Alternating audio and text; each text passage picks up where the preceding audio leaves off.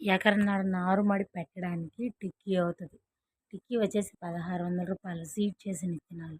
అదే బస్తా మా దగ్గర అయితే రూ. 2000 కొన్నారు. రూ. 2000 కొని వాళ్ళు పాలిష్ వేసి రూ. 3000కి బస్తాని 2 టిక్కీలు చేసి అమ్ముతున్నారు. మేము బయటున్న రేటు చూసి ఇంత రేటు ఉందా, అదే బస్తా ఇంకెంత ఉంటుందని మేము అనుకుంటుంటే తీరా మా దగ్గర కొనబోయేసరికి 2000కే కొంటున్నారు. ఎన్ని ఖర్చులు ఉంటున్నాయి.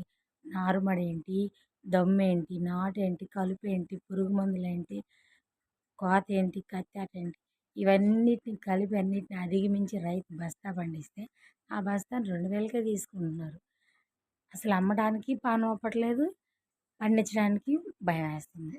ఖర్చులు ఎంత పెరుగుతున్నాయి. వడ్డీలకి తెచ్చి చేస్తున్నారు పెట్టుబడి పెట్టి.